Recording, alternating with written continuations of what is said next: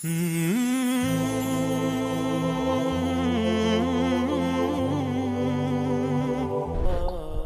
اللہ الرحمن الرحیم، الصلاة والسلام علی رسولہ الکریم وعلی آلہ وصحبہ اجمعین، اما بعد۔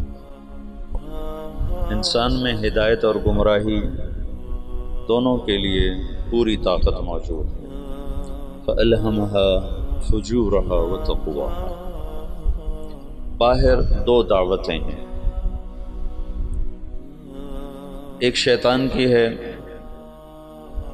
فَبِمَا أَغْوَيْتَنِي لَأُزَيِّنَنَّ لَهُمْ فِي الْأَرْضِ وَلَأُغْوِيَنَّهُمْ أَجْمَعِينَ۔ اس نے بھی یہ نیت کی ہے کہ میں تمام انسانوں کو گمراہ کر دوں۔ اور دوسری دعوت انبیاء کی ہے جو خیر کی طرف ہے۔ الف لام را کتاب انزلناہ الیک لتخرج الناس من الظلمات الی النور، وہ کہتا ہے وَلَأُغْوِيَنَّهُمْ أَجْمَعِينَ، یہاں کہتا ہے لِتُخْرِجَ النَّاسَ مِنَ الظُّلُمَاتِ إِلَى النُّورِ۔ دونوں طرف مکمل تشکیل کے ارادے ہیں۔ اللہ تعالیٰ یہ چاہتا ہے کہ تمام بنی نوع انسان ظلمت سے نکل کر ہدایت پر آ جائے۔ شیطانی یہ چاہتا ہے کہ اجمعین، ایک بھی جنت میں نہ جائے، سارے جہنم میں چلے جائیں۔ یہ دو نظام اللہ کے رسول تک بڑے واضح تھے، اس سے پہلے تک، کہ جب گمراہی پھیلتی تو ایک نبی خالص اس کام کے لیے آ جاتا تھا، اس کو اور کوئی کام نہیں ہوتا تھا۔ اِنَّا أَرْسَلْنَا نُوحًا إِلَىٰ قَوْمٍ، کہ براہ راست ان کو اس کے لیے بھیجا جائے قوم کی طرف۔ وَإِلَىٰ عَادٍ أَخَاهُمْ هُودًا وَإِلَىٰ ثَمُودَ أَخَاهُمْ هُودًا وَإِلَىٰ مَدْيَنَ أَخَاهُمْ هُودًا وَلَقَدْ أَرْسَلْنَا مُوسَىٰ بِآيَاتِنَا۔ تو عیسیٰ علیہ السلام تک بڑی واضح اور کوئی خلط ملط چیز نہیں تھی کہ دعوت کے لیے مستقل داعی آتا تھا، وہ صبح سے شام اس کو اور کوئی کام نہیں ہوتا تھا۔ رب انی دعوت قومی لیلا ونہارا فقد ابلغتکم رسالات ربی اور نصحت لکم اور ابلغتکم وبلغ ما انزل الیک من ربک۔ جب اللہ کے رسول صلی اللہ تعالی علیہ وسلم تشریف لائے تو وہ بھی داعی بن کر آئے، وہاں بھی کوئی اشتباہ نہیں تھا۔ جب آپ چلے گئے تو امت کو دعوت کے لیے منتخب کیا گیا۔ اب آ کر معاملہ سنگین اور سخت امتحان ہو گیا کہ ایک طرف ان کے ساتھ وہ سلسلہ نہیں ہے جو انبیاء کے ساتھ تھا، وہ وحی نہیں، وہ عصمت نہیں، وہ غیبی نظام ایسا نہیں ہے۔ یقیناً نبی اور غیر نبی کا فرق تو ہوتا ہے۔ دوسرا ان کے ساتھ ان کے معاشی مسائل، ان کے سماجی مسائل، ان کے عائلی مسائل، پھر سیاست بیچ میں آ گئی کہ اللہ نے حکومت دے دی، اقتدار دے دیا، حکومت کے اپنے تقاضے پیدا ہو گئے۔ قرن اول کے بعد عربوں سے علم منتقل ہو کر عجم میں چلا گیا کہ عرب جہاں بانی میں لگ گئے، ملک گیری میں لگ گئے، سیاست میں لگ گئے، علم سارے کا سارا موالی کے پاس چلا گیا۔ یہ جو آخری مفتی تھے، رئیس المفتین سعودی عرب کے شیخ بن باز رحمۃ اللہ علیہ، یہ عرب نہیں تھے، یہ موالی میں سے تھے، موالی میں سے تھے۔ وہ جو اس وقت کے خاندان آباد تھے یہ ان میں سے تھے۔ تو عبد الملک ابن مروان نے ایک دفعہ شعبی سے پوچھا کہ حجاز کا کون ہے مفتی؟ ان کا عطاء بن ابی رباح۔ کہا وہ عجمی ہے کہ عرب ہے؟ کہا عجمی ہے۔ موالی ہے کہ عرب ہے؟ کہا موالی ہے۔ کہا یمن کا کون ہے؟ کہا طاؤس یمانی۔ کہا وہ موالی میں سے ہے کہ عرب میں سے؟ کہا موالی میں سے۔ کہا شام کا کون ہے؟ کہا مکحول ہے۔ کہا تو اس کا مصر کا کون ہے؟ کہا حبیب بن کچھ ہے۔ اور خراسان کا ضحاک بن قیس ہے۔ کہا عراق کا۔ تو شابی کہنے لگے میرے جی میں کہوں حماد، لیکن میں اس کے تیور دیکھ کے یہ سمجھ رہا تھا کہ اگر میں نے کسی غیر عرب کا نام لیا تو یہ مجھے قتل کر دے گا۔ تو میں نے کہا عراق کا ہے ابراہیم نخعی، تو تھا تو 19-20 کا فرق۔ ابراہیم نخعی بھی بہت بڑا نام ہے، لیکن شعبی کہتے ہیں میری ترجیحات تھیں حماد کے لیے، لیکن مجھے ڈر لگا کہ یہ مجھے مار دے گا، تو جب میں نے کہا ابراہیم نخعی تو اس نے کہا تو نے میرے اوپر سے ایک بوجھ ہٹا دیا، اب اگر تو کسی موالی کا نام لیتا تو میں مر جاتا۔ سبب کیا تھا کہ حکومت عرب کو ملی نا، تو وہ جیسے آج پیسہ عرب کو ملا تو وہ حفظ کرنا چھوڑ گئے، علم کی گہرائی ختم ہوتی چلی جائے۔ حکومت سعودیہ نے حفظ کرنے پر انعام رکھا ہوا ہے، لیکن میں وہ حرمین میں ہے نا حفظ کے مکاتب، مدینہ میں بھی مکہ میں بھی، میں وہاں پھرتا ہوں دیکھتا ہوں تو کوئی عرب بچہ حفظ کرتا نظر نہیں آتا، حتیٰ کہ امارات والوں نے بڑا انعام رکھا ہے حفظ قرآن کا، لیکن کوئی عرب بچہ حفظ نہیں کرتا۔ وہاں بھی امارات میں بھی عجم کے بچے حفظ کر رہے ہیں۔ تو اب دعوت اس امت کا منصب تھا لِتَكُونُوا شُهَدَاءَ عَلَى النَّاسِ، سارے عالم کے انسانوں تک اللہ کا پیغام پہنچانا، لیکن اس کے ساتھ اتنی چیزیں اور شامل ہو گئیں کہ وہ روح، میں تو سید سلیمان ندوی رحمۃ اللہ علیہ نے جو مقدمہ لکھا ہے مولانا الیاس اور کے بارے میں جو کتاب لکھی ہے مولانا علی میاں رحمۃ اللہ علیہ نے، تو مولانا الیاس اور ان کی دینی دعوت، تو اس کے شروع میں سید سلیمان ندوی بہت بڑی شخصیت ہیں، انہوں نے مقدمہ لکھا ہے کہ اس امت کا اصل کام تھا دعوت الی اللہ، پر افسوس کہ 100 سال بھی نہ گزرے کہ امت اپنا کام بھول گئی، انہوں نے تو پہلی صدی میں ہی اس کو ختم کر دیا۔ اور کچھ ایسی بے وزن بات نہیں ہو تو خیر، بے وزن میں کا تبصرہ کرنے والا ہوتا کون ہوں، تو بہت بڑی شخصیت ہیں، ان کی بات بڑی تحقیق کے ساتھ اور بڑی محققانہ ہے، اللہ نے ان کو بہت کچھ نوازا تھا۔ تو وہ اسباب ایسے بنے کہ حکومت بھی آ گئی، سیاست بھی آ گئی، آپس کی لڑائیاں بھی شروع ہو گئیں اور دشمن بھی سر پہ چڑھ آئے ہیں، تو جو روح دعوت تھی لِتَكُونُوا شُهَدَاءَ عَلَى النَّاسِ، کتنی واضح بات تھی کہ تمہارا کام لوگوں تک پیغام حق کی گواہی پہنچانا ہے، پیغام حق لوگوں تک پہنچانا تمہارے ذمے ہے۔ اور کنتم خیر امت اخرجت للناس، یہاں بھی للطالبین نہیں تھا، للطلبہ، نہ للطالبین نہ للطلبہ نہ للمریدین، کہ شیخ صرف مرید کا فکر کر رہا ہے، ایک شیخ اپنے مسالکین کا، اپنے مریدین کے فکر میں، ایک مہتمم اپنے طلبہ کے فکر میں ہے، للناس ایک بادشاہ اپنی مملکت کے فکر میں ہے، اخرجت للناس، تو ایسا بھولا۔ یہ سارے اسباب میں نے 2-3 دن سے آپ کو امت کا سیاسی پس منظر بتائے کہ وہ کیا اسباب تھے جس سے روح دعوت ماند پڑ گئی۔ اگر یہ دین کی حفاظت کا اللہ نے وعدہ نہ کیا ہوتا تو صحابہ کے بعد اس میں تحریف ہو جاتی، جیسے پہلوں نے کر دی تھی، ہم بھی کر گئے تھے۔ یہ تو اللہ نے کہا اِنَّا نَحْنُ نَزَّلْنَا الذِّكْرَ وَإِنَّا لَهُ لَحَافِظُونَ، میں اس کا حافظ ہوں۔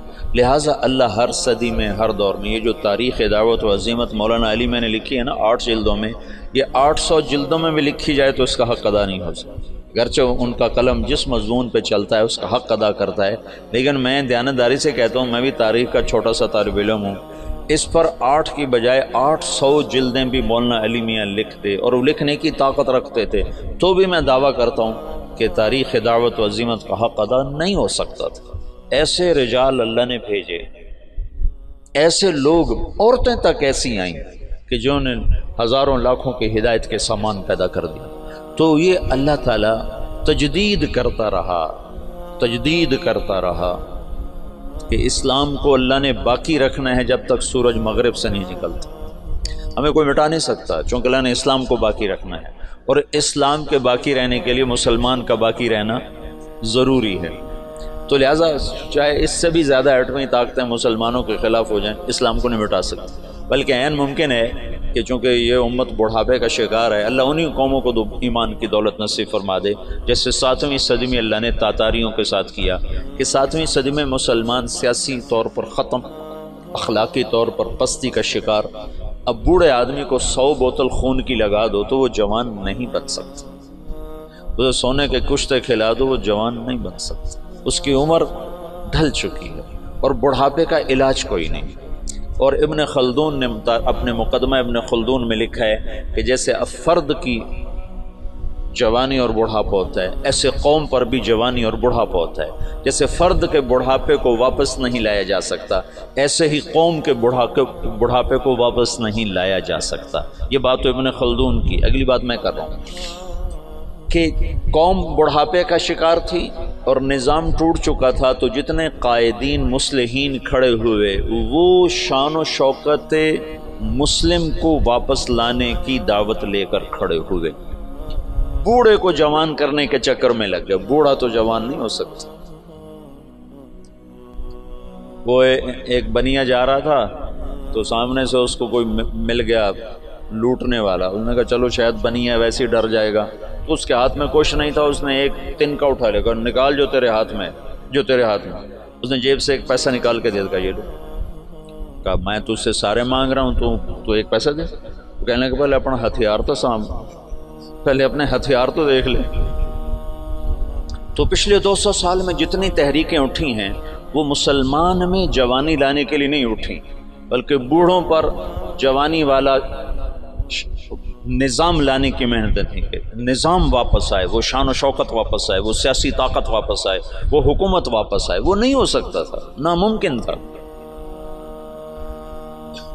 شاہ عالم ثانی غلام قادر روہیلا کو جب وہ بچہ تھا تو اس کو عورتوں لڑکیوں کے لباس پہنا کے اپنے دربار میں نچواتا تھا۔ یہ لوگ نظام بدل سکتے تھے؟ جب غلام قادر روہیلا طاقت میں تو اس نے شاہ عالم ثانی کی آنکھیں نکلواتی۔ شاہ عالم ثانی مغلیہ خاندان کا بہادر شاہ سے پہلے آخری بادشاہ تھا جس پر انگریز نے دلی پر باقاعدہ قبضہ کر لیا، اور شاہ عالم ثانی صرف لال قلعے کا بادشاہ رہ گیا تھا، اور اس کے بعد بہادر شاہ ظفر، اور پھر بات ہی ختم ہو گئی۔ بڑھاپے کا علاج جوانی ہے، اور جوانی قوموں کی جوانی کیسے ہوتی ہے؟ قوموں کی جوانی کا ایک راستہ ہے، ایک فرد کی جوانی کا تو راستہ کوئی نہیں، لیکن قوموں کی جوانی کا ایک راستہ ہے کہ غیر قوموں کو اپنا ہم نوا بنایا جائے، غیر قوموں کو اسلام میں لایا جائے۔ پچھلی ساری صدیوں میں ایسا ہوتا رہا کہ منفرد دعات کی وجہ سے دعوت کبھی نہیں ختم ہوئی۔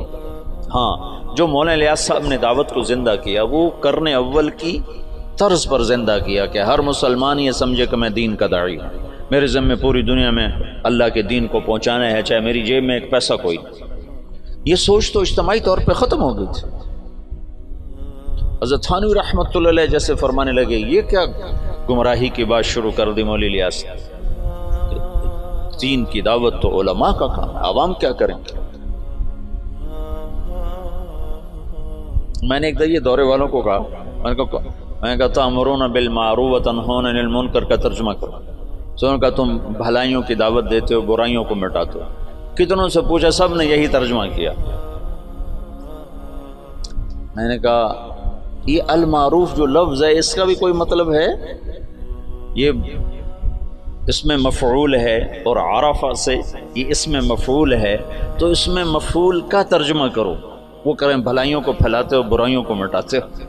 تو میں نے کہا اس میں مفعول کا ترجمہ ہے جانی پہچانی چیز، جانی پہچانی چیز۔ بھلائی اور نیکی تو اس کا مرادی ترجمہ ہے۔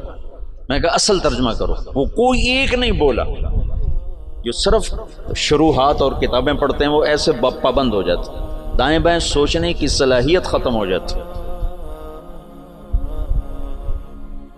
اور منکر، ان کا منکر کہتے ہیں انجانی چیز کو، انجانی چیز کو۔ تم تأمرون بالمعروف، تم جانی پہچانی چیزوں کی دعوت دیتے ہو، وتنہون عن المنکر، اور انجان چیزوں سے تم منع کرتے ہو۔ اس کے ساتھ ایک آیت جوڑو، فَأَلْهَمَهَا فُجُورَهَا وَتَقْوَاهَا، کہ میں نے تیرے اندر نیکی اور بدی کا الہام کر دیا ہے۔ الہام سچ سچ ہے، اس کے لیے کسی شریعت سے دلیل کی ضرورت نہیں۔ ظلم ظلم ہے، اس کے لیے کسی شریعت سے دلیل کی ضرورت کوئی۔ جھوٹ بہت بری چیز ہے، اس کا الہام ہے انسان کے اندر، کسی قرآن و سنت سے دلیل کی ضرورت کوئی نہیں۔ ماں باپ کی نافرمانی، یہ انسانی فطرت اس کا انکار کرتی ہے۔ زنا کا انسانی اوتزن الحرۃ، کیا بات کہی تھی اس نے؟ ہند بنت عتبہ رضی اللہ تعالیٰ عنہ نے کیا کہا تھا جب اللہ کے نبی نے بیعت لی اور فرمایا کہ تم یہ کرو گی، یہ کرو گی، یہ نہیں کرو گی، یہ نہیں کرو گی، زنا نہیں کرو گی، تو ہندہ نے زمانہ جاہلیت میں کہا اوتزن الحرۃ، کیا شریف عورت زنا کر سکتی ہے؟ پتھروں کی پجاری تھی 1 منٹ پہلے تک، بغیر دلیل کے جو چیزیں غلط ہیں وہ منکر ہیں، بغیر دلیل کے جو چیزیں خوبصورت ہیں وہ معروف ہیں۔ تو اس کے لیے تو ویسے علم کی ضرورت کوئی نہیں۔ ہاں مدرسے میں پڑھنے پڑھانے کے لیے علم کی ضرورت ہے، حدود شریعت بتانے سمجھانے کے لیے علم کی ضرورت ہے، تبلیغ کے لیے تو علم کی ضرورت نہیں ہے۔ تبلیغ تو معروفات کی دعوت، اور معروف کا مطلب جانی پہچانی، توحید جانی پہچانی چیز۔ افلا ينظرون الى الابل كيف خلقت والى السماء كيف رفعت والى الجبال كيف نصبت والى الارض كيف سطحت، یہ ساری جو اللہ تعالیٰ بتا رہا ہے یہ وہ چیزیں ہیں کہ جو بغیر دلیل کے ٹھکتی ہیں۔ وہ جو بدو نے کہا تھا البعرۃ تدل علی البعیر والاثر يدل علی المسیر، تأمرون بالمعروف، تم جانی پہچانی چیزوں کی تبلیغ کرتے۔ اور میں تو تفسیریں پڑھتا نہیں نہ مجھے اب نہ میرا سر اتنا تھکا رہتا ہے کہ مجھے پڑھائی نہیں جاتی، تو مجھے خیال ہے المعروف کا مطلب ہے جانا پہچانا، معرف بالعامل، اس میں معرفہ، رجل الرجل۔ معروفات وہ عمل ہیں جس کو انسان عقلاً جانتا ہے، منکرات وہ عمل ہیں جن کو انسان عقلاً برا جانتا ہے۔ اس کے لیے تو کسی دلیل، کسی حجت کی، جو مجھے تو علم نہیں میں تبلیغ کیا کروں۔ تم یہ نہیں کہہ سکتے بھائی اللہ کی مان لے، اللہ بہت بڑا ہے، اس کے لیے کیا علم چاہیے؟ بھائی اللہ کی نافرمانی نہ کر، اللہ بہت بڑا ہے، اس کے لیے کیا علم چاہیے؟ بھائی اللہ کے رسول کی مان لے، دونوں جہان کی کامیابی کا راستہ لے کر آئیں۔ اب بھائی دوزخ سے بچ جا، جنت والا بن جا، یہ تبلیغ ہے؟ منکر دیکھتے او غلط غلط، یہ منکر، کیا زبردست چیز ہے، یہ معروف ہے جس کے لیے ہمیں کسی دلیل کی ضرورت ہی نہ ہو۔ حلال حرام کے لیے دلائل چاہیے، تو یہ منکرات میں سے ہیں لیکن کھلے میں سے نہیں ہیں، یہ علم کی چیز ہے، یہ مدارس اس کے لیے بنائے گئے ہیں۔ اور دعوت تو ایک عام ہے، ان پڑھ میواتیوں نے عالم کو ہلا کے رکھ دیا۔ مولانا علی میاں تشریف فرما تھے رحمۃ اللہ علیہ، ایک میواتی اٹھا مولانا الیاس صاحب کے بیان سے، تو پیچھے بیٹھتے کہنے لگے میاں جی کیا سمجھے؟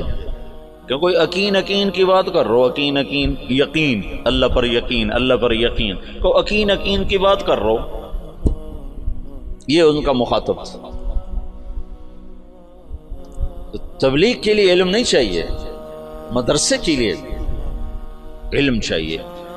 معروفات وہ ہیں جو ایک ان پڑھ بھی کہے ہاں واہ واہ کیا زبردست چیز، اور بے کی شروط اور بے فاسد، بے باطل، یہ تو سارے وہ منکرات ہیں جو بڑے چھپے ہوئے ہیں، ان کے لیے دلائل چاہیے۔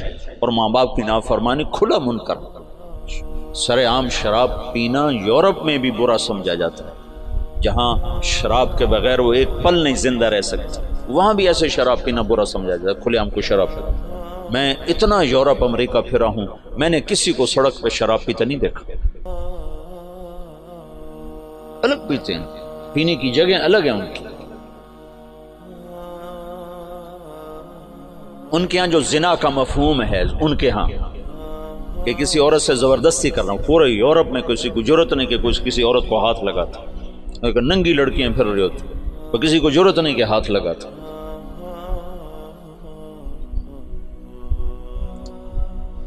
تأمرون بالمعروف، معروفات، معروف اس میں مفعول نہ کہ نیکی ہے، عرف بھی اسی سے ہے، ابھی عرف۔ تو دعوت اس امت کا فرض منصبی ہے، فرض منصبی، فرض منصبی، یہ امت کے ہر فرد کے لیے ہے۔ لیکن سیاست، حکومت، گھر، معاشرت، یہ چیزیں رکاوٹ بن کر آئیں، اور نبیوں جیسا انتخاب نہ تھا، وہ تو اور کوئی کام کر ہی نہیں سکتا۔ اس کو تو وہی آ رہی. داؤد علیہ السلام نے ایک دن مقرر کیا کہ میں اللہ کی عبادت کروں گا, کسی سے نہیں ملوں گا.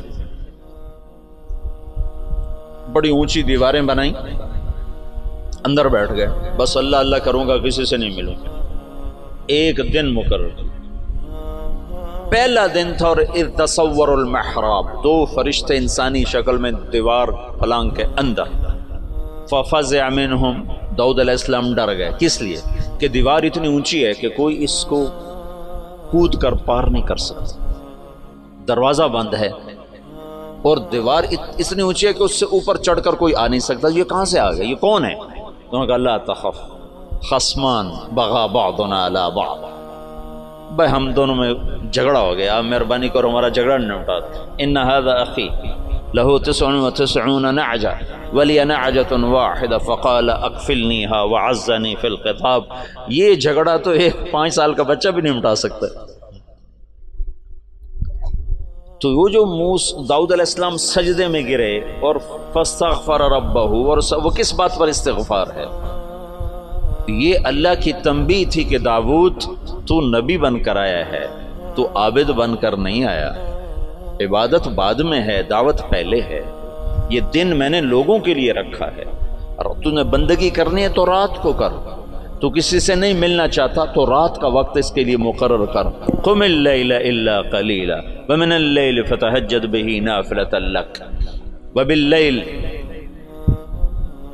یہ جو رات کا وقت ہے, وبالاسحار هم یستغفرون, یہ رات کو تم اٹھو اور میرے مجھ سے باتیں کرو, کسی سے نہ ملو, لیکن دن میں تم دروازے بند کرو, دیواریں اونچی کرو, تو یہ منصب نبوت کے خلاف ہے. اس پر استغفار کیا ہے, اس پر توبہ کی ہے, اور اس پر اللہ کے سامنے معافی مانگے کہ اوہ یا اللہ میں معافی چاہتا ہوں, میں معافی چاہتا ہوں. تو نبی کا کام لوگوں میں پھرنا ہوتا ہے, لوگوں کو کھینچنا ہوتا ہے, اس کی حفاظت ہو رہی ہوتی ہے نا.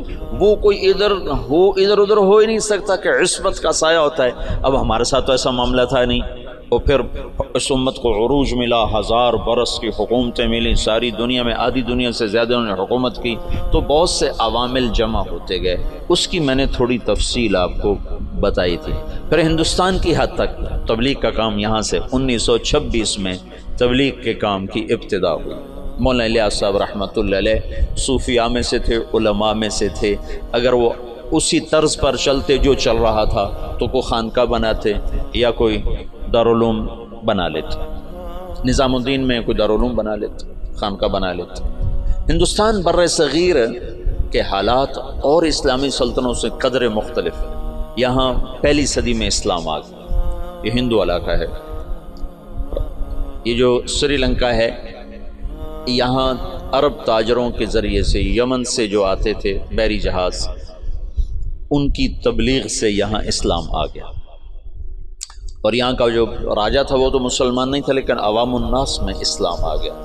اور یہ جو ساتھ مالدیپ ہے, مالدیپ کوئی 2500 جزیروں کا ملک ہے. مالدیپ 2500 جزیروں کا ملک ہے, اور وہ جزیرے لمبے سے لمبا جزیرہ 11 کلومیٹر ہے, اس کا نام ہے مالے, اسی میں ان کا دارالحکومت ہے. باقی سارے جزیرے بس ایسے جیسے تمہارا مدرسہ ہے, اتنا ایک جزیرہ ہوگا, ایسے وہ چھوٹے چھوٹے جزائر پر ہے. عنبر وہاں بہت نکلتا ہے, اللہ نے ان کو رزق دیا ہوا ہے عنبر کے ذریعے سے. تو یہ ان جزائر سے ایک قافلہ جا رہا تھا. اس میں یہاں کچھ عرب قبائل آباد ہو گئے تھے, تو ایک قافلہ بحری جہاز پر سری لنکا کے بادشاہ نے تحفے تحائف ولید بن عبد الملک کو دی, ان سے دوستی لگانا چاہتا تھا. تو جب یہ کراچی کے قریب گزرا بحیرہ عرب سے, تو تیبل یہ دریائے سندھ کے کنارے تھا. یہ سندھ کا بہت بڑا شہر تھا اس وقت.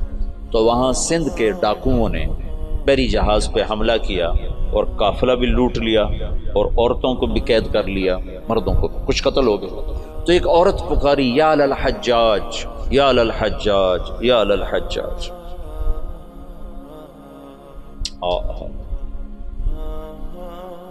عروج کے دور میں فاسق کیسے ایمان والا تھا.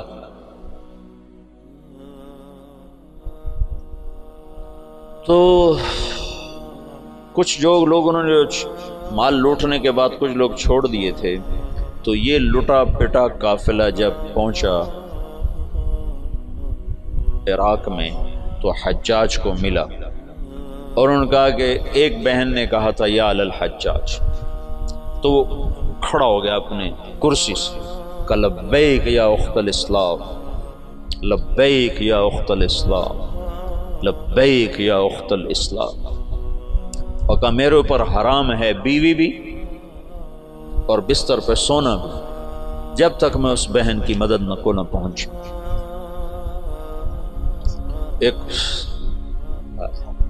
جس کے بارے میں اللہ کے نبی کا کہنا ہے کہ بنو ثقیف میں ایک مبیر ہو، ایک صفاق ہو، صفاق ترین فاسق ترین انسان غیرت ایمانی سے ایسا بھرا ہوا ہے کہ میرے اوپر بیوی حرام ہے، میرے اوپر بستر پہ سونا حرام ہے جب تک میں اس بہن کی مدد کو نہ پہنچوں۔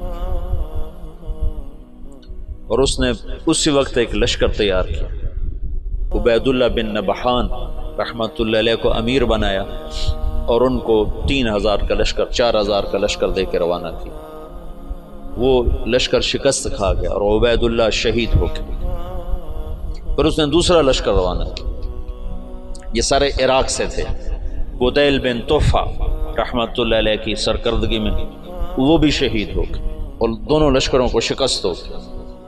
پھر اس نے شامی قبائل جو عرب کے قبائل جو شام میں آباد تھے، ان کا عراقیوں سے بڑا مختلف مزاج تھا، تو اس نے ولید بن عبد الملک سے اجازت چاہی کہ مجھے سندھ پہ حملے کے لیے شام سے لشکر اور میرا خزانہ ختم ہے، مجھے پیسے بھی دے۔ تو ولید نے کہا میں یہ محاذ نہیں کھول سکتا، ابھی ترکستان میں محاذ کھلا ہوا ہے، شمالی افریقہ میں محاذ کھلا ہوا ہے، چین کی طرف محاذ کھلا ہوا ہے، میں چوتھا محاذ نہیں کھول سکتا۔ تو حجاج نے کہا جتنا پیسہ مجھے دو کے قرضہ ہے اور میں یہ دگنا کر کے بیت المال میں واپس کروں گا۔ تو شامیوں کا 4000 کا لشکر تیار، اور اس کا اپنا سگا بھتیجا تھا محمد بن قاسم بن یوسف۔ حجاج بن یوسف اور محمد بن یوسف اور قاسم بن یوسف، یہ 3 بھائی ہیں۔ ان میں محمد بن یوسف بھی حجاج جیسا ظالم تھا، یمن میں گورنر تھا، اور قاسم بہت شریف النفس تھے، ان کا بیٹا محمد 17 برس کی عمر، اور حجاج نے اپنی بیٹی زبیدہ اس کے نکاح میں دی ہوئی تھی، اس کو منتخب کیا اور اس کو 12000 کا لشکر دے کے روانہ کیا، اور باقی جو ساز و سامان تھا وہ سمندر کے ذریعے سے بھیجا، جتنا باقی سامان تھا۔ اور ہر 3 دن کے بعد اس کے پاس خبر آتی تھی، اس نے ڈاک کا ایسا نظام بنایا کہ ہر 3 دن کے بعد خبر حجاج تک پہنچتی تھی۔ اس طرح راستے میں چوکیاں قائم کی، اور پورے جنگ کا نقشہ حجاج بصرے میں بیٹھ کے خود کنٹرول کر رہا تھا۔ تو یہ بدھوں کا شہر تھا، جو دیبل تھا نا بدھوں کا، تو اس میں ایک بڑا وہ تھا ان کا معبد، اس کو گنبد تھا، اس کے اوپر ایک جھنڈا تھا۔ تو ان کا یہ عقیدہ تھا جب تک یہ جھنڈا نہیں گرتا اس سے شہر کو شکست نہیں ہو سکتی۔ تو مسلمانوں نے زور لگا لیا، حجاج بن یوسف نے ایک توپ بھیجی تھی، توپ منجنیق، پتھر پھینکنے والی، وہ اتنی بڑی تھی اس کو 500 آدمی کھینچتے تھے، تو اس کو بحری جہاز پہ بھیجا تھا۔ تو وہ نصب تھی اور توپ اس گنبد پہ نشانہ نہیں فٹ ہو رہا تھا۔ 10 دن 12 دن 15 دن گزر گئے، گولے جاتے تھے گنبد پہ نہیں لگتے تھے، تو دیبل والے اور جوش سے لڑتے تھے۔ تو حجاج بن یوسف نے وہاں سے خط لکھا کہ اس توپ کا زاویہ 1 درجہ نیچے کر کے فائر کرو، 1 درجہ نیچے کر۔ اور محمد بن قاسم اس دن خود توپ پر آئے، ان کا آج میں خود پھینکوں گا۔ تو محمد بن قاسم نے خود اس دن پتھر تو رکھنے والے بہت سے لوگ ہوتے تھے، پھر اس نے خود اس کو کھینچ کے جو پھینکا تو پہلا ہی پتھر جا کے جھنڈے پہ لگا اور گنبد پہ لگا، اور گنبد ٹوٹا تو شہر والوں نے ہتھیار پھینک دیے۔ یہ 92 ہجری کی بات بتا رہا ہوں، 90 ہجری کی بات بتا رہا ہوں۔ 90 ہجری میں اسلام کا پہلا داخلہ ہے فاتحانہ۔ ویسے تو سرندیپ یہ ہندوستان کا حصہ تھا، سری لنکا ہندوستان کا حصہ تھا، اور وہاں دعوت پھیل چکی تھی، وہاں اسلام پھیل چکا تھا دعوت کے ذریعے، لیکن فاتحانہ انداز میں جو مسلمان بر صغیر میں داخل ہوئے ہیں تو محمد بن قاسم رحمۃ اللہ علیہ اس کا ذریعہ بنے اور دیبل فتح ہوا ہے۔ راجہ داہر اس وقت وہ پورے سندھ کا بادشاہ، پورا ہندوستان دو حصوں میں تقسیم تھا، ہند اور سندھ۔ سندھ یہ نہیں جو آج ہے، یہ سندھ بمبئی تک تھا، یہ سندھ بمبئی تک اور دیپال پور تک اور ادھر سے بمبئی تک، یہ ایک پورا علاقہ تھا، باقی ہند الگ علاقہ تھا۔ راجہ داہر اس سارے کا بادشاہ تھا۔ راجہ داہر ایک دفعہ بیٹھا تھا تو ایک نجومی آیا، تو اس کی بہن بھی ساتھ بیٹھی تھی، تو اس کی بہن نے اپنا ہاتھ دکھا دیا نجومی کو کہ میرا ہاتھ دیکھو۔ نجومی نے کہا یہ لڑکی آئندہ سندھ کے بادشاہ کی بیوی بنے گی۔ تو راجہ داہر تو پریشان ہو گیا، یہ میرے گھر میں میرا دشمن پیدا ہو رہا ہے۔ تو اس نے اپنے وزیر کو بلایا، کہنے لگا نجومی نے کہا ہے کہ یہ میری جو بہن ہے یہ سندھ کے بادشاہ کی بیگم بنے گی۔ تو وزیر نے کہا تو خود شادی کر لے، قصہ ہی ختم۔ بے غیرت مجھے کروائے گا، ساری دنیا کیا کہے گی بہن سے شادی کر لی۔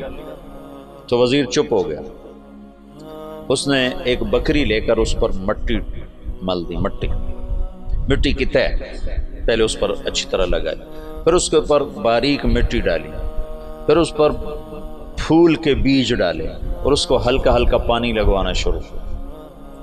تو اس کے پشت کے اوپر پھول ہی پھول ہو گئے۔ تو اس نے وہ بکری ایک نوکر کو دی کہ جاؤ اسے بازار کا چکر لگواؤ۔ تو میں چکر لگوایا تو سارا شہر اکٹھا ہو گیا، بکری کے اوپر پھول، بکری کے اوپر پھول، سب حیران پریشان۔ اگلا دن کا پھر چکر لگاؤ، پھر لوگ اکٹھے ہو گئے، اگلا دن پھر چکر لگاؤ، پھر تھوڑے ہو گئے، پھر چوتھے دن اور تھوڑے ہو گئے، 5 دن اور، 6 دن اور، 7ویں دن کوئی بھی دیکھنے نہیں آیا۔ تو وہ بکری لے کر داہر کے پاس آ گیا، کہنے لگا اس بکری میں تیری کہانی لکھی ہوئی۔ وہ کیسے؟ تب پہلے زیادہ لوگ تمہیں گالیاں دیں گے، پھر اسے تھوڑے گالیاں دیں گے، پھر اسے تھوڑے گالیاں دیں گے، پھر ایک دن چپ کر جائیں گے، تو اسے شادی کر لی۔ اس بکری سے اس نے اس کو دلیل سمجھائی، تو اس کم بخت نے حکومت کے لالچ میں اپنی بہن سے شادی کر لی۔ حالانکہ ہندو بھی بڑے غیور، بڑے غیرت والے، یہ راجپوتوں کی تاریخ ہے، بہت غیور لوگ ہوتے تھے۔ یہ تو آپس کی لڑائیوں کی وجہ سے بے وقوفی کی حد تک آپس میں لڑتے تھے، تو غیروں کو ان پر چھا جانے کا موقع اس وجہ سے ملتا تھا۔ تو وہ اس نے اپنی بہن سے شادی کر لی۔ جب محمد بن قاسم حملہ آور ہوا تو راجہ داہر سندھ بمبئی دیپال پور تک کا حکمران تھا۔ تو روہڑی کے قریب ان دونوں لشکروں کی پھر جنگ ہوئی۔ تو اس سے پہلے محمد بن قاسم نے لکھا حجاج بن یوسف کو کہ سارا سندھ اکٹھا ہو چکا ہے اور میرے ساتھ صرف 12,000، تو اپنی مدد کے لیے لشکر بھیجو۔ تو فاسق اور صفاق کا خط سنو، حجاج کا خط ہے، یہ ابھی دریائے سندھ کے پار تھے، ادھر راجہ داہر کے لشکر، ادھر محمد بن قاسم کا لشکر۔ تو حجاج کا خط ہے کہ اللہ کے رسول کا فرمان ہے 12,000 کو کمی کی وجہ سے شکست نہیں ہو سکتی، اور تم 12,000 ہو، لہٰذا تمہیں اس وجہ سے شکست نہیں ہو سکتی کہ تم تھوڑے۔ جب میرا خط پہنچے تو سارے لشکر کو آخرت کی ترغیب دی اور اللہ کی رضا پہ مرنے کے لیے تیار کرو، اور میرے پاس کوئی لشکر نہیں تمہیں بھیجنے کے لیے، میرے پاس کوئی سرمایہ نہیں تمہاری مدد کے لیے، تمہارا اللہ تمہیں کافی ہے۔ یہ حجاج کا خط تھا محمد بن قاسم کے نام۔ تو پھر انہوں نے روہڑی کے قریب دریائے سندھ کتنا پھیل جاتا ہے، انہوں نے وہاں سے دریا پار کیا، اور روہڑی کے آس پاس اب بھی اس کے کھنڈارات ہیں۔ یہ خوفناک جنگ لڑی گئی جس میں راجہ داہر قتل ہوا، اور اللہ تعالیٰ نے مسلمانوں کو فتح دی، اور محمد بن قاسم ملتان تک 92 ہجری میں 90 میں داخل ہوا، 92 میں 2 برس کے بعد ملتان پہنچا۔ اور اس کے حسن سلوک سے لوگ، ہندوؤں نے جو مسلمان نہیں ہوئے تھے، انہوں نے محمد بن قاسم کے بت بنائے اور اس کی پرستش کرتے رہے۔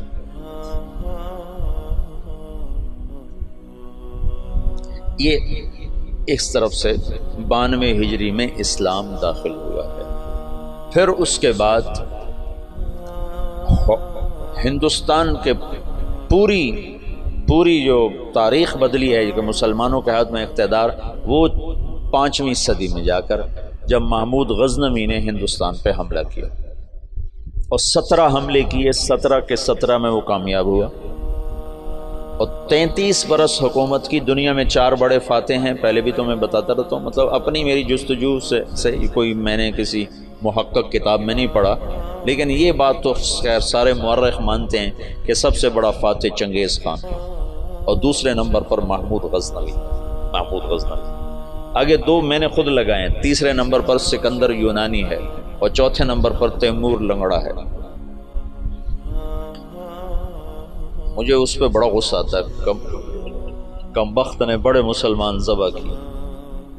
میں حیران ہوں تفتہ زانی کیسے اس کے ساتھ رہتا تھا، تو ایسا صفاق کم بخت تھا۔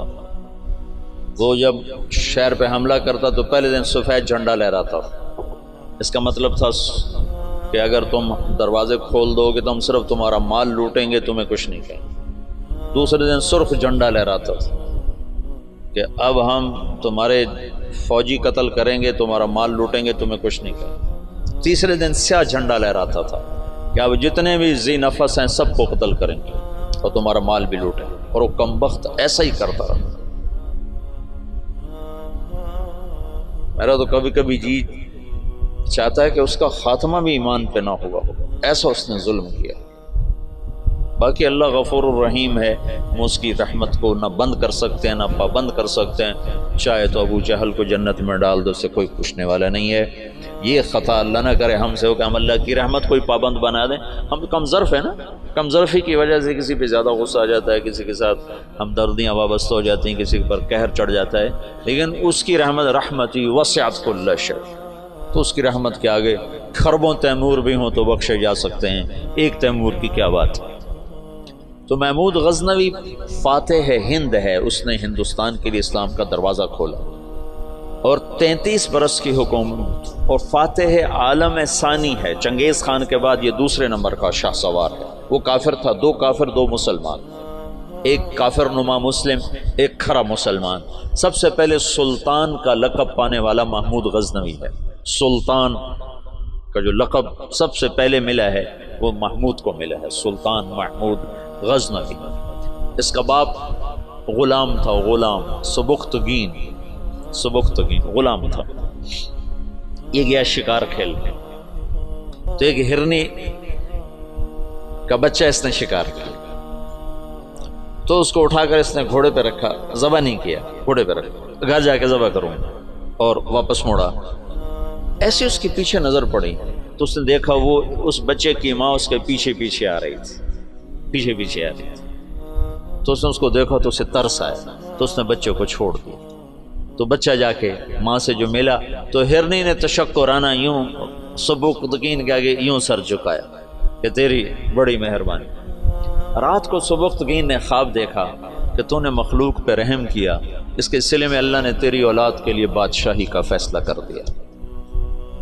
تو سبکتگین نوکر سے ایک صوبے کا گورنر بنا، اور محمود غزنوی آدھی سے زیادہ دنیا کا بادشاہ بنا، اور غزنوی غزنی پوری دنیا کا کسی زمانے میں سب سے خوبصورت شہر بنا۔ میں جب پڑھتا تھا رائمنڈ میں تو میں نے خواب دیکھا کہ میں اپنے آبائی قبرستان گیا جہاں ہمارے بزرگ دفن ہیں، وہاں سے نکلا تو 2 کتے میرے پیچھے لگے، ایک کالا ایک سفید۔ تو میں نے ایک کتے کو پکڑا ٹانگوں سے اور دوسرے کتے پہ مارنا شروع کیا، مار اس دونوں کو ختم کر دیا۔ تو وہاں مجھے 2 خرگوش کے بچے نظر آئے، تو میں نے وہ اٹھا لیے۔ تو یہ وہ دور تھا جب جنگل زیادہ ہوتا تھا اور خرگوش کا شکار کیا کرتے تھے، کبھی جالی کے ساتھ کبھی کتوں کے ساتھ، پھر ان کو بھوننا پکانا، یہ وہ غالباً وہی لاشعور کی بات ہوگی۔ تو میں نے وہ خرگوش کے بچے اٹھا لیے اور میں چل پڑا، پیچھے مڑ کے دیکھا تو خرگوش نہیں یوں دیکھ رہے، تو مجھے خواب میں سبکتگین یاد آ گیا۔ خواب میں اس نے بھی ہرنی پہ رحم کھایا تھا، تو میں نے دونوں بچے چھوڑ دیے۔ تو میں نے کہا یا اللہ ہرنی پہ رحم کھانے پر تو نے سبکتگین کو حکومت عطا فرمائی تھی. یہ مقام میں دعا کر رہا ہوں. میں تجھ سے حکومت کا طلبگار نہیں، میں تجھ سے چاہتا ہوں تو مجھے سارے عالم کی ہدایت کے لیے قبول فرما لے. یہ خواب میں نے دعا کی اور پھر میں نے گھر کی طرف چلنا شروع کیا. 2 قدم چلا تو میں ہوا میں اڑنے لگا. پھر میں اڑتا ہوا گھر پہنچا. یہ آج مجھے کوئی 35 سال کے بعد خواب یاد آیا ہے، وہ سبکتگین کی وجہ سے یاد آ گیا. تو محمود 33 سال کی حکومت کے بعد فوت ہوا ہے 416 ہجری میں. 1974 میں غزنی میں زلزلہ آیا اور محمود کا مزار بھی ٹوٹ گیا، قبر بھی پھٹ گئی. ظاہر شاہ کا مرحوم کا زمانہ تھا، تو اس نے قبر کو دوبارہ اور گنبد کو مزار کو دوبارہ بنوانے کا حکم دیا. تو انہیں ساری قبر کھول دی. ساری قبر کھودی تو اندر کچھ بھی نہیں تھا. تو ان کو جستجو ہوئی تو انہوں نے تھوڑا سا اور کھدائی کی، تو پھر نیچے سے ایک اور وہ لحد نکل آئی. لحد، وہ جو اس لحد میں اس کا تابوت پڑا ہوا تھا، لکڑی کا تابوت صحیح سلامت، جیسے کوئی ابھی رکھ کر گیا. اور اس کو اس وقت قبر میں گئے ہوئے 1000 برس ہو چکے ہیں. 1000 برس. وہ لکڑی سلامت ہے. تو ان کو جستجو ہوئی، جب لکڑی سلامت ہے تو اندر پتہ نہیں کیا ہوگا. تو ایک فرانسیسی انجینئر تھا، وہ کھول رہا تھا. اس نے پیچ کھول کے جب ڈھکن اٹھایا تو بے ہوش ہو کے پیچھے گرا، یوں گرا. تو پیچھے جو مسلمان تھے انہوں نے آگے دیکھا تو محمود اپنے تابوت میں ایسے پڑا تھا جیسے ابھی سویا، اور اس کا سیدھا ہاتھ سینے پر تھا یہاں، اور اس کا کفن یہاں تک ہٹا ہوا تھا. آدھا سینہ اس کا ننگا تھا اور سینے پر ہاتھ تھا، اور ایسے سویا تھا جیسے ابھی کوئی اس کو سلا کر گیا. تو انہیں ہاتھ کو اٹھا کر دیکھا تو نرم گوداز. تو پھر اس کو رکھا، بند کیا، وہاں دوبارہ اس کو دفن کیا. میرے محبوب صلی اللہ علیہ وسلم ایسی زندگی لائے ہیں کہ مسجد کا امام نہیں، 3 بر اعظم کا بادشاہ بھی مرنے کے بعد ایسے اعزاز پا سکتا. شہید بھی نہیں ہے، تبھی موت مرا ہے. ٹی بی ہو گئی تھی، تب تک ٹی بی سے مرا تھا. اور قبر اس پر ایسے فدا ہے کہ اس کے بال کو بھی نہیں اکھیڑا. ایسی زندگی اسلام ہمیں دیتا ہے کہ مر کے بھی زندہ رہ جاؤ.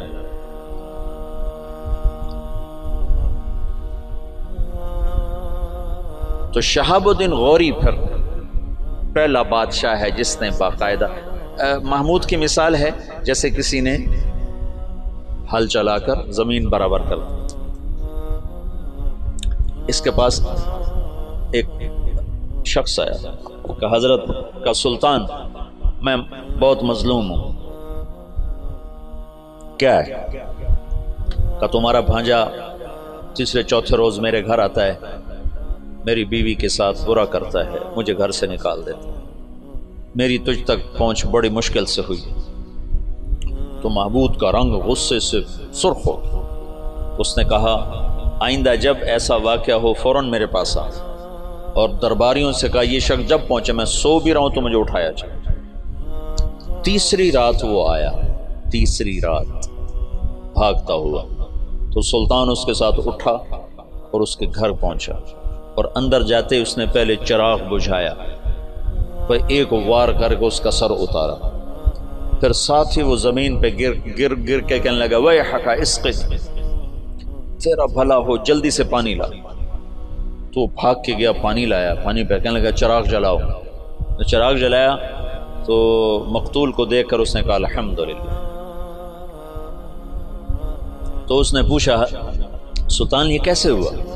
میں کچھ باتیں سمجھنا چاہتا ہوں. تم نے چراغ آتے ہی بجھایا، قتل کر کے زمین پہ گر گئے، پانی مانگا.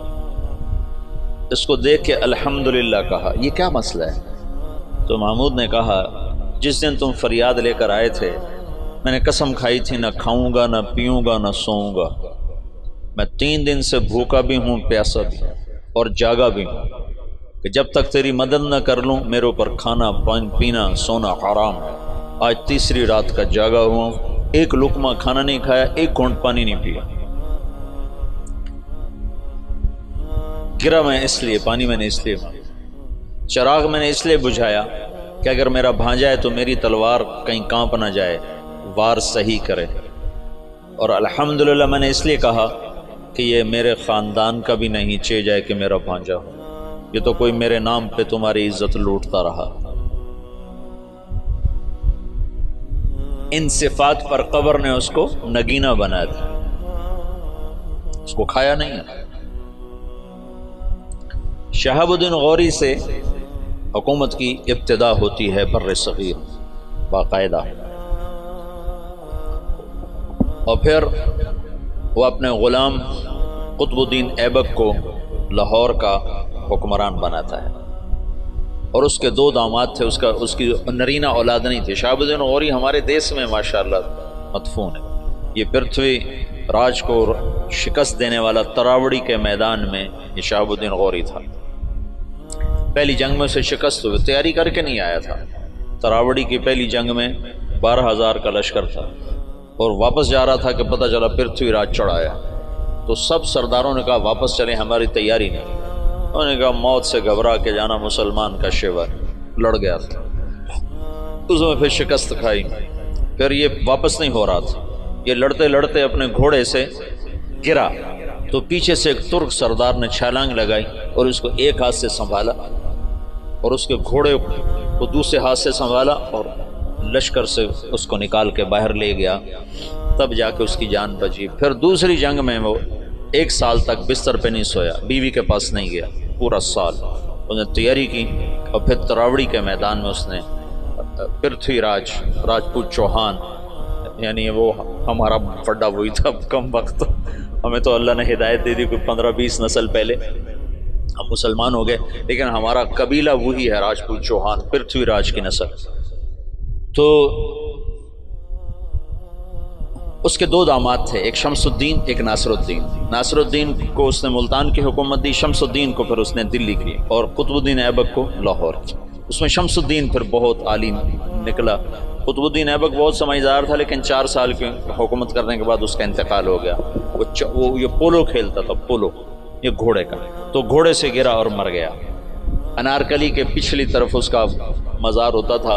انارکلی جانا ہوتا تھا، 60 کی دہائی میں پڑھتا تھا، تو سارے محلے کا کوڑا کرکٹ اس کی قبر پہ پڑا ہوتا تھا اور عبرت کا نشان ہوتا تھا. پھر ضیاء الحق مرحوم نے یہ نیکی کا کام کیا. اس نے وہ سارا محلہ صاف کروا کے چاروں طرف کے مکان خرید کر اس کی قبر پر ایک بڑا خوبصورت اس نے مزار بھی بنایا، ساتھ آنے جانے کی جگہ بھی بنائی. تو اس طرح یہاں اسلامی سلطنت کی بنیاد. التمش نے 5 دفعہ چنگیزیوں کو شکست دی، 5 دفعہ، اور ان کے چنے چبوا دی. پھر صلاح الدین خلجی نے، تو خاندان غلامہ ختم ہوا. خاندان غلامہ کے بعد سادات آئے. خاندان غلامہ کے دور میں تیمور کا حملہ ہوا، پھر وہ جاتے ہوئے سادات کو حکمران بنا دیا. ان سے پٹھانوں نے حکومت حاصل، ان سے مغلوں نے حکومت حاصل. ابراہیم لودھی کو شکست دی بابر نے پانی پت کے میدان میں. بابر بڑا دلیر آدمی تھا، بڑا عجب بادشاہ گزرا ہے. تھوڑی عمر میں مر گیا، 42 سال کی عمر میں مر گیا، پر اس کی عجب زندگی. تو ایک یہاں مغلیہ سلطنت کی داغ بیل پڑی، بڑی مضبوط اسلام دوست، سوائے اکبر کے کہ وہ گمراہ ہوا تو علماء کی وجہ سے. وہ خود ان پڑھ تھا، دین کو جانتا نہیں تھا، تو جو درباری علماء تھے ان کی وجہ سے وہ دین سے متنفر ہوا کہ وہ آپس میں اس بات پہ اس کے اکبر کے سامنے لڑ پڑتے تھے کہ یہ کرسی پر میں بیٹھوں گا، بادشاہ کے برابر میں بیٹھوں. وہ کہتا میں بیٹھوں، وہ کہتا دائیں میں بیٹھوں گا، بائیں تم بیٹھو. وہ کہتا نہیں تم ادھر بیٹھو میں ادھر بیٹھوں، ادھر میں بیٹھوں گا ادھر تم بیٹھو. ان چیزوں سے وہ ایسا خود ان پڑھ تھا. کیونکہ ہمایوں کو جب شکست ہوئی، شیر شاہ سوری نے اسے شکست دی. شیر شاہ سوری پٹھان تھا، تو کچھ عرصہ بیچ میں پٹھانوں کی حکومت آئی اور ایسی حکومت کر گیا شیر شاہ سوری کے انگریزوں نے بھی شیر شاہ سوری کے اصول پر اپنی حکومت کے نظام بنائے تھے. ایسی خوبصورت حکومت کر کے گیا شیر شاہ سوری، اور بالکل غریب سا تھا، ایک سپاہی سے اللہ تعالیٰ نے اس کو یہ بہار، صوبہ بہار میں یہ پیدا ہوا تھا. تو اس نے بڑے چکر سے حکومت حاصل کی. اس نے اپنا ایک جتھا بنا لیا. تو اب اس کو ضرورت تھی کوئی شہر میرے قبضے میں ہو. تو اس نے نا وہاں بہار کے ہندو راجا سے کہا کہ مہاراج میں مغلوں سے لڑنے جا رہا ہوں، میرے پاس ہے خزانہ بہت سارا، میں چاہتا ہوں آپ کے پاس امانت رکھ دوں، جب میں آؤں گا تو آپ سے لے لوں گا۔ وہ ہندو مہاراج تو جو تھا وہ تو الٹی چھلانگیں لگانے لگا، کہا جی میرے پاس 500 صندوق ہے شرفیوں کے بھرے ہوئے۔ وہ 5 بھی ہوتے تو پورے ہندوستان کا خرچہ کافی تھا۔ جب اس نے کہا 500 تو اس کی تو رال ٹپک پڑے۔ ان کا مہاراج میرے جیسا دیانتدار تمہیں پورے ہندوستان میں نہیں ملے گا، تم لے آؤ، میں بڑی حفاظت کروں گا، جب تم آ جاؤ گے تو تمہیں دوں گا، تم مر گئے تمہاری اولاد کو دوں گا۔ ان کا بس مہاراج میں یہی چاہتا ہوں۔ اس نے اس میں سپاہی چھپا دی، ہر صندوق میں سپاہی چھپا دی، بند کروا کے ریڑیوں پہ لدوا کے اس نے قلعے کے اندر بھجوا دی۔ جب وہ اندر پہنچے تو وہ جو ریڑیاں لے جا رہے تھے انہیں جا کے کنڈے کھول دیے، وہ باہر نکلے اور انہوں نے منٹوں میں قلعہ فتح کر لیا۔ تو یوں شیر شاہ سوری ایک سپاہی سے بادشاہ بننے کی طرف اس کا قدم اٹھا۔ پھر اس نے 6 سال حکومت کی، پر وہ کام کیے جو لوگ 100 سال میں بھی نہیں کر سکتے۔ میرے گاؤں کے آگے جو سڑک ہے اب پکی ہے، یہ شیر شاہ سوری نے بنوائی تھی، ملتان سے لے کر لاہور تک۔ اس کو شیر شاہ سوری روڈ کہتے تھے۔ پہلے زمانے میں سڑکیں دریاؤں کے ساتھ ساتھ چلتی ہیں تاکہ مسافروں کو پانی ملتا رہے، تو دریائے راوی کے ساتھ ساتھ یہ سڑک چلتی۔ اس وقت دریائے راوی زندہ تھا، آباد تھا، اب تو مرمرا گیا بیچارہ، تو وہ ہمارے ساتھ بہتا تھا دریائے راوی، تو لمبا دریائے راوی کے بالکل کنارے کے اوپر تھا۔ جتنے بڑے اور مشہور شہر ہیں اگر آپ دیکھو گے تاریخ میں تو وہ بڑے دریاؤں کے کناروں پر ہوتے تھے کہ پانی کا بڑا وسیلہ دریا ہوتا تھا، ایسے کنویں اور ایسے نلکے ٹیوب ویل تو ہوتے نہیں تھے، تو دریاؤں سے پانی حاصل کیا جاتا تھا۔ تو شیر شاہ سوری نے ہمایوں کو شکست دی تو یہ وہاں سے بھاگا اور عمر کوٹ، یہ جو سندھ میں ہے عمر کوٹ، یہاں پہنچا تھا تو یہاں اکبر پیدا ہوا۔ پھر ہمایوں نے اس کو بیوی کے ساتھ کابل بھیج دیا، خود وہ ایران چلا گیا، ہجرت کر گیا۔ پھر ایران سے شیعہ بادشاہ کی مدد سے وہ واپس دوبارہ ہندوستان آیا۔ شیر شاہ سوری کی اولاد اتنی قابل نہیں تھے، اتنے سمجھدار نہیں تھے، تو وہ شکست کھا گئے۔ پھر دوبارہ اللہ نے مغلیہ سلطنت کو اقتدار بخشا، تو اکبر 12 سال کی عمر میں بادشاہ بن گیا۔ نہ علم کی صحبت، نہ علم نہ علماء کی صحبت۔ آگے درباری علماء ملے جنہوں نے اس کا بیڑا غرق کر کے رکھ دیا، تو اس نے دین الہی ایجاد کر دیا، جس کے لیے مجدد الفسانی رحمۃ اللہ علیہ کو اللہ نے استعمال فرمایا، بغیر مناظرے کے ہیں۔ یہ مناظرے کام خراب کرتے ہیں، نہ مناظرہ اسلام کا مزاج ہے۔ مولانا محمد قاسم نانوتوی رحمۃ اللہ علیہ ہمارے سب کے بڑے ہیں جنہوں نے دیوبند کی بنیاد رکھی، وہ مناظرے سے نفرت فرماتے تھے، کبھی کسی سے مناظرہ نہیں کیا، کبھی کسی سے، صرف بہت اصرار پر ایک دفعہ ایک تحریر شیعہ کے خلاف لکھی، بس جس پر مسلمان کا نام آتا تھا اس سے مناظرہ نہیں کرتے تھے، حالانکہ وہ ایسے مناظر تھے کہ وہ آریاؤں سے اور عیسائیوں سے، غیر مسلموں سے بادشاہ تھے مناظر کے۔ رحمت اللہ کرانوی صاحب رحمت اللہ علیہ، مولانا رحمت اللہ کرانوی، اگر یہ لوگ نہ ہوتے تو بر صغیر اندلس ہوتا، اسپین ہوتا، یہ تو لوگ آ گئے تھے۔ مجھے پرسوں تمہارے استاد شیخ رمضی نے بتایا کہ بورقیبہ نے زیتونیہ مدرسہ کیسے بند کیا۔ میں کہا اللہ علماء دیوبند کو جزائے خیر دے جو چٹائی پہ راضی ہو کے اور چوپڑی روٹی کے دھوکے میں نہیں آئے۔ حبیب بورقیبہ نے علماء کو چوپڑی روٹی کھلا دی اور پیسے پہ ان کو کھینچ لیا، جب وہ کھینچے تو پھر ہر سب کچھ چلا گیا، اور یہاں کے علماء بکے نہیں، بھوکے پیٹ پہ پتھر باندھ کے۔ حضرت نانوتوی کو نا والی دکن حیدرآباد نے خط لکھا کہ حضرت آپ میرے پاس تشریف لائیں، میں آپ کو 500 روپے مہینہ تنخواہ دوں گا۔ 500 روپے مہینہ 50 لاکھ روپیہ مہینہ ہے آج کا، 50 لاکھ روپیہ مہینہ۔ تو حضرت نانوتوی نے خط لکھا کہ میں دیوبند میں پڑھاتا ہوں، میری 5 روپے تنخواہ ہے، 2 روپے میں مدرسے میں چندہ دے دیتا ہوں، تو 2 روپے میں میرے میاں بیوی کا بخوبی گزارا ہو جاتا ہے، اور 5واں روپیہ مجھے سارے مہینے پریشان کرتا ہے کہ اس کا کیا کروں، تو 500 کو لے کے کیا کروں گا؟ 500 کو لے کے کیا کروں گا؟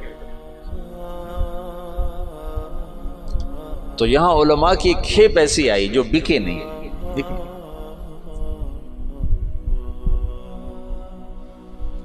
تو درباری علماء نے اکبر کا ستیہ ناش کر کے رکھ دیا۔ دین الہی اس نے ایجاد کیا علماء سے تنگ آ کر، ان درباری علماء سے تنگ آ کر۔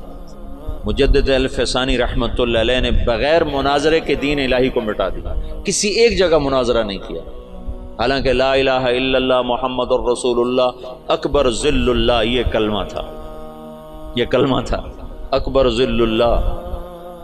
اس کو رد کرنا کتنا آسان تھا مناظرے سے۔ گائے کا ذبح کرنا بند، شراب حلال، اکبر کو سجدہ، سورج کی پوجا، صبح بالکونی کھول کے اکبر سورج کے سامنے کتنے دیر تک مالا جپتا تھا۔ داڑھی منڈانا ضروری، داڑھی رکھنا حرام، سارے حرام کام فیضی اور ابو الفضل کم بختوں۔ فیضی کیسا عالم تھا جس نے قرآن کی تفسیر لکھی بغیر نقطے کے، الفاظ محملہ، محملہ کہتے ہیں جن پر نقطہ نہیں ہوتا، الفاظ محملہ سے، یعنی الف سے، سین سے، صاد سے، ہا سے، را سے، دال سے، تا سے، لام سے، میم سے، یعنی وہ صرف 14 حرف رہ جاتے ہیں، 14 حروف سے قرآن کی تفسیر لکھ دی، اور سوات الالہام، اور اکبر کو گمراہ کرنے والا وہ ہے دین الہی۔ ایک دفعہ کسی نے پوچھا کیا کر رہے ہو فیضی سے، کہا الہات کے مزے لے رہا، کہا الہات کے مزے لے رہا۔ جہانگیر آگے مجدد الفسانی کا صحبت یافتہ نکلا۔ مثبت انداز سے جو کام ہوتا ہے وہی پائیدار ہوتا ہے۔ اتنا بڑا کام، مولانا الیاس صاحب فرماتے تھے میرا کام مجدد الفسانی والا، میں نے مجدد الفسانی کو سامنے رکھا ہے کہ ان کا طرز یہ تھا کہ وہ مٹی ہوئی سنت کے مقابلے میں جو بدعت ہوتی تھی اس کی تردید نہیں فرماتے تھے مجدد الفسانی، بلکہ مٹی ہوئی سنت کے فضائل بیان اتنا فرماتے تھے کہ سنت چھا جاتی تھی، بدعت مٹ جاتی تھی، روشنی آئی اور اندھیرا چلا گیا۔ یہ تھا، اندھیرے کے جانے کے لیے کوئی حجت اور دلیل تو نہیں ہوتی نا، سورج کے آنے کی دیر ہوتی ہے اندھیرا چلا جاتا ہے، پھر کہنا تو نہیں پڑتا اندھیرے صاحب منٹو رپاؤ سورج آ گیا، تو خود ہی چلا جاتا۔ بغیر مناظرے کے دین الہی کو مٹا دیا۔ ابو الفضل زندہ کی کھال کھچوا دی تھی شیخو پورے میں۔ یہ جو شیخو پورہ ہے نا، یہ جہانگیر کے نام پر ہے۔ جہانگیر بڑی منتوں سے ملا تھا، ابو یہ اکبر کے اولاد نہیں ہوتی تھی۔ ایسے میرا پنڈورا باکس کھل جاتا ہے تو کہاں کی کہانیاں اکٹھی ہو جاتی ہیں، تو پھر مجھے خود یاد نہیں رہتا میں کیا کہہ رہا تھا اور کدھر چلا گیا۔ تو بڑی دعاؤں کے بعد جہانگیر ملا تھا، پیدل گیا تھا اجمیر تک دعا مانگنے، اجمیر تک پیدل گیا تھا دعا مانگنے کہ اللہ تعالیٰ مجھے بچہ عطا فرمائے، تو اللہ نے جہانگیر دیا۔ اس کی نخلیت، جہانگیر بہت نیک متقی بادشاہ، اس پر ایسے ہی بہت زیادہ افتراء ہیں، بہتان ہیں، بہت سارے، کچھ کمیاں تھی بھی سی بادشاہوں میں ہوتی ہیں، لیکن اس کا یہی بہت بڑا احسان ہے کہ اس نے دین الہی کو ختم کیا۔ تو یہ شیخو پورہ جہانگیر نے آباد کیا تھا۔ اکبر اپنے بیٹے جہانگیر کو شیخو کہا کرتا تھا پیار سے، شیخو بابا، شیخو بابا۔ ویسے نام اس کا سلیم تھا، جہانگیر اس کا لقب تھا، اور شیخو اس کا ابا اسے کہا کرتا تھا، شیخو بابا۔ تو اس نے یہ ہرن مینار بھی جو بنایا ہے، اس کا ایک ہرن تھا جہانگیر کا، اسے بہت پیار کرتا تھا، وہ مر گیا، اس کے غم میں اس نے ہرن مینار بنایا۔ تو یہاں شیخو پورہ میں اب اس نے باپ کے خلاف بغاوت کی تھی اکبر کے بیچ میں، تو ابو الفضل اس نے بھیجا تھا سفیر بنا کے، میرے بچے سے بات کیا چاہتا ہے، حکومت تو تیری ہے، تو میرے خلاف کیوں آتا ہے؟ تو جب ابو الفضل آیا تو اس نے زندہ کی کھال اتروا، کہا تو ہے میرے باپ کو گمراہ کرنے والا، زندہ کی کھال اتروائی تھی اس نے۔ اکبر نے کہا شیخو بابا میں تو ذبح شدہ بکری کی کھال نہیں اترتے دیکھ سکتا، تو نے میرے یار کی کھال ہی زندہ اتار دی۔ کہا بابا یہ تیرا یار نہیں، یہ تیرا سب سے بڑا دشمن جس نے تجھے اس دین اسلام سے برگشتہ کر دیا۔ چنانچہ آخری 5 سال میں اکبر طائب ہو گیا تھا، اور تس کے جہانگیری جو جہانگیر کی سوانح ہے اس میں جہانگیر نے لکھا ہے کہ آخری وقت میں بابا نے صدر جہاں کو بلوایا جو مفتی دلی تھے، اور ان سے فرمایا کہ میرے سرانے بیٹھ جاؤ سورہ یاسین پڑھ۔ تو صدر جہاں نے سورہ یاسین پڑھنی شروع کی اور میرے باپ نے سننا شروع کیا، پھر آہستہ سے کلمہ پڑھا اور روح پرواز کر گیا۔ تو مجدد الفسانی رحمۃ اللہ علیہ نے بغیر مناظرے کے اتنے بڑے فتنے کو دبا دیا۔ یہ آج کل کے بیچارے کیا مناظروں کے ذریعے سے فتنوں کو دبا سکتے ہو؟ تو فتنوں کو ہوا دینے والی چیز ہے۔ سنو، اعتراض کا جواب نہیں ہوتا، سوال کا جواب ہوتا ہے۔ سن رہے ہو؟ اعتراض کا جواب نہیں ہے۔ انتم خیر ام عبد اللہ، عتبہ بن ربیعہ کہہ رہا ہے انا اعلمکم بالشعر والسحر والکہانہ، مجھے بھیجو میں محمد سے بات کرتا ہوں۔ کہ جاؤ بات کرو۔ تو وہ آ کر کہتا ہے یا محمد انت خیر ام عبد اللہ، تو اللہ کے نبی چپ۔ انت خیر ام عبد المطلب، اللہ کے نبی چپ۔ کہ آنے والا سائل نہیں ہے، آنے والا معترض ہے، معترض کا جواب نہیں ہوتا۔ اعتراض کا جواب دیں گے وہ کوئی اور ڈال دیں گے، پھر آپ اس کا جواب وہ کوئی اور ڈال دیں گے۔ یہ تو کہانی ایسے دیکھتے نا، جواب در جواب در جواب در جواب، اس کی کوئی انتہا ہے؟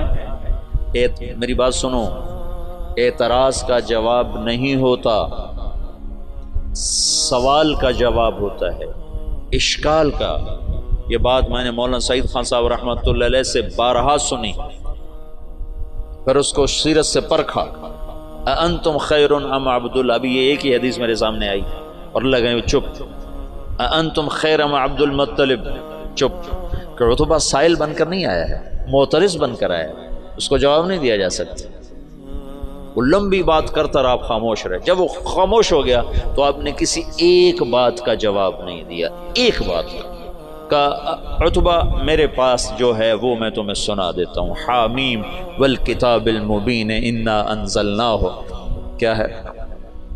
قرآنا عربی، حامیم والکتاب المبین قرآنا عربی لقوم یعلمون بشیرا ونذیرا فاعذر اکثرهم فهم لا یسمعون وقالوا قلوبنا فی اکنۃ مما تدعونا الیہ سے لے کر فإن اعرضوا فقل انذرتکم صاعقۃ مثل صاعقۃ عاد وثمود، یہاں تک قرآن پڑھ کے سنا دے۔ انا انزلناہ قرآنا عربیا لقوم یعلمون بشیرا ونذیرا فاعرض اکثرهم فهم لا یسمعون۔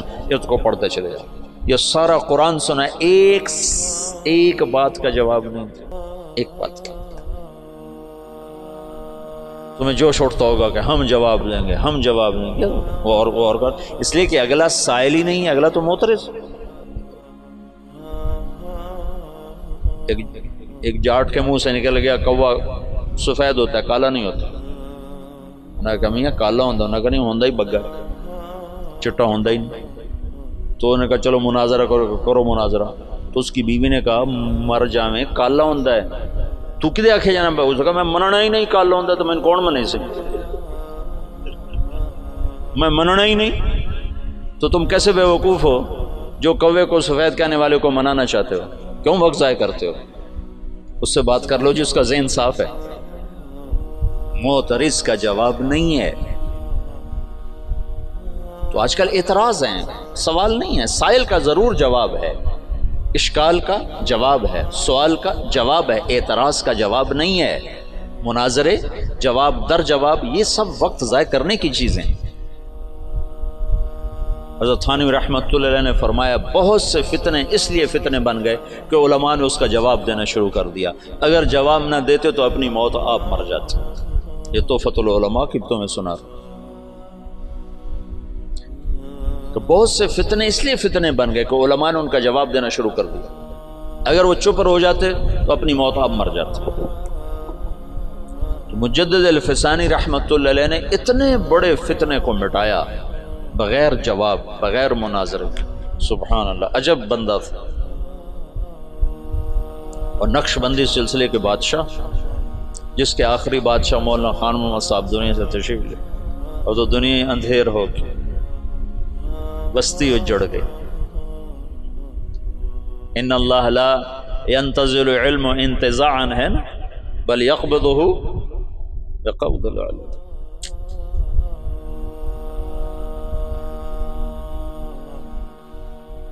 زمانہ خالی ہو کے خلت الدیار فصدت غیر مسود ومن الشقاء تفردی بالسودد. مغل سلطنت پہ زوال آنا تھا، ہر ایک پہ زوال آیا ہے. بر صغیر میں اسلام کی 800-900 برس حکومت رہی ہے، پھر زوال کا آنا ایک بدیہی چیز. جہانگیر کے سر میں درد تھا. دیکھو جب صلیبی جنگیں ہوئی ہیں نا 12ویں صدی میں، یعنی صدی عیسوی میں، اور اس میں مکمل شکست ہوئی، تو یورپ کی سوچ بدل گئی. جیسے 1945 میں جب جاپان پہ بم گرایا امریکہ نے، ہیروشیما ناگاساکی، تو ان کا صدر تھا ہیرو ہیٹو. اس نے کہا اب ہم ان سے علم کے میدان میں جنگ لڑیں گے، ہم ہتھیار کی جنگ ہار گئے. تو اس نے اپنی نسل کو اٹھا کے یورپ بھیجا، امریکہ بھیجا، انہیں اعلیٰ تعلیم دلوائی، پھر ان کے ذریعے سے ساری ٹیکنالوجی کا جاپانی زبان میں ترجمہ کروایا، پھر اس پہ لگایا. آج وہ اتنا بڑا عفریت بنا ہے کہ امریکہ اس کے سامنے بلی کی طرح بن چکا ہے. تو مغرب نے سوچا کہ ہم ان کو میدان میں شکست نہیں دے سکتے، تو انہیں اپنے علم کو اپنا میدان بنایا. جہانگیر کے سر میں درد ہے، آرام نہیں آ رہا. اب طب یونانی میں کوئی ایسی دوائی نہیں کہ سر درد اور فوری آرام آ جائے، کوئی ایسی دوائی نہیں. تو انگریز جو تھے وہ انہوں نے کالونیاں بنا لی تھی تھوڑی تھوڑی، تجارت کے لیے آئے. تو ان کے خواب و خیال میں بھی نہیں تھا کہ مغل سلطنت سے ہم ٹکر لینے والے ہیں. تو ایک انگریز ڈاکٹر تھا، اس نے اس کو گولی پیش کی کہ جناب آپ یہ کھائیں. 15 منٹ کے بعد جہانگیر کا درد دور ہو گیا. کہا تم کیا بلا کھلائی ہے مجھے؟ وہ سر درد کا مجھے کہا مانگ کیا مانگتا ہے؟ تو کم بخت ایسے سیانے تھے، اپنے لیے کچھ نہیں مانگے. کہا میری قوم کو تجارت کی باقاعدہ اجازت تھی. انہوں نے کہا اجازت. شاہ جہان کے دور میں لوگوں نے بھانپا کہ یہ تو خطرناک لوگ ہیں، تو اس کو کہا کہ ان کو نکال دیا جائے. انہوں نے کہا یہ کیا پدی کا شور، بھائی ہمارا کیا بگاڑ سکتا. نو اس کو یہ نہیں پتا تھا کہ آگے یہ پدی پدا بن جائے گا. لیکن تو تاریخ ہے، زوال و عروج و زوال ساتھ ساتھ چلتے ہیں. تو اورنگزیب عالمگیر کے بعد ایک دم زوال ہے. میں نے یہ دیکھا ہے کہ جس بادشاہ نے لمبی حکومت کی اس کا اگلا وارث انتہائی نکما.